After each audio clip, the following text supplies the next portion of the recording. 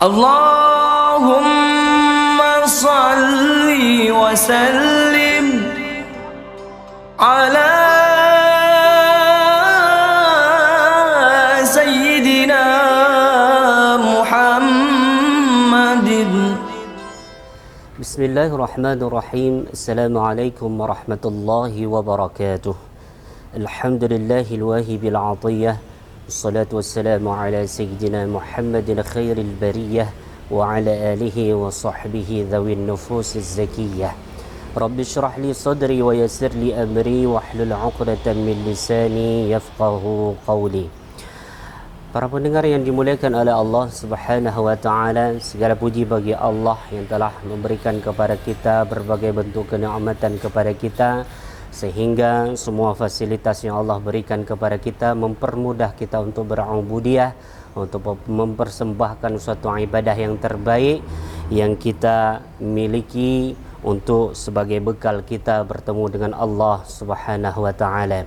Kemudian salawat berangkaikan salam kita haturkan kepada keharibaan Nabi kita, Nabi besar Muhammad sallallahu alaihi wasallam, yang sudah menjadi qudwah bagi kita, menjadi suri teladan bagi kita, bagi contoh bagi kita, dan menjadi idola kita semuanya dalam rangka kita menjadi manusia yang terbaik, manusia yang benar-benar mengenal Allah, manusia yang benar-benar mengamalkan segala bentuk yang sudah ditinggalkan oleh baginda Rasulullah sallallahu alaihi wasallam.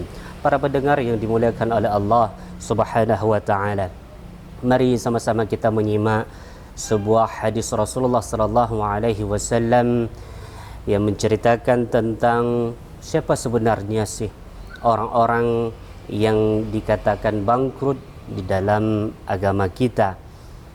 Artinya orang-orang yang tidak beruntung dengan segudang amal ibadah yang dia bawa ke hadapan Allah Subhanahu wa taala, tapi tidak ada gunanya segala bentuk ibadah yang mereka hadirkan di hadapan Allah Subhanahu wa taala. Mari kita simak sebuah hadis Rasulullah. Rasulullah bersabda, "Atadruna mal muflis?" Tahukah kalian siapakah orang yang bangkrut itu, kata Rasulullah. Maka para sahabat menjawab, qalu al-muflisu fina man la dirham lahu wala mata'. Orang yang muflis, orang yang bangkrut itu adalah mereka yang tidak mempunyai dirham dan tidak mempunyai harta. Maka Rasulullah sallallahu alaihi wasallam melanjutkan, faqala, Rasul bersabda, innal muflisa min ummati.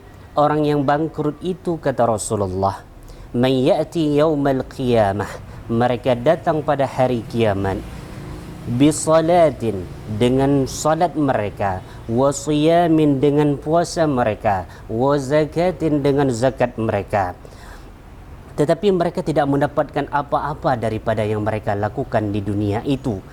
Apakah salatnya yang mereka bawa, puasa yang mereka bawa, zakat yang mereka bawa tidak berharga di hadapan Allah Subhanahu wa taala. Wa ya'ti qad syatama hadza, mereka dengan membawa juga mereka dengan mencela sesamanya, wa qadhafa hadza, mereka menuduh seseorang, memfitnah seseorang, wa akala mala hadza, mereka memakan harta yang diharamkan oleh Allah Subhanahu wa taala, wa safaka dama hadza, mereka menumpahkan darah sesamanya tanpa yang hak, wa daraba hadza, dan mereka saling memukul sesamanya, saling membunuh dengan sesamanya, fayu'ta hadza min hasanatihi, maka segala kebaikan yang ada pada orang ini akan diberikan kepada orang yang dizaliminya, wa hadza min hasanatihi, dan inilah kebaikan-kebaikan yang sudah dilakukan oleh orang yang mencela, oleh orang yang memakan harta sesamanya, orang yang menumpahkan darah saudara-saudaranya. Fa in faniyat, kata Rasulullah, kalau kebaikan-kebaikannya pun sudah habis diberikan kepada yang dizaliminya, maka ukhidha min khatayahum, diambil kesalahan-kesalahan daripada orang yang dizaliminya dan diberikan kepada orang yang menzaliminya. Maka luar biasa akan balasan bagi orang-orang yang datang di hadapan Allah. Mereka membawa salatnya, membawa puasanya, membawa zakatnya, tetapi tidak berharga, tidak bermakna di hadapan Allah Subhanahu wa taala. Bahkan kejelekan-kejelekan daripada orang-orang yang dizaliminya maka akan ditimpakan kepada orang-orang yang berbuat zalim di atas permukaan bumi Allah ini. Maka para pendengar yang dimuliakan oleh Allah Subhanahu wa taala, saling kita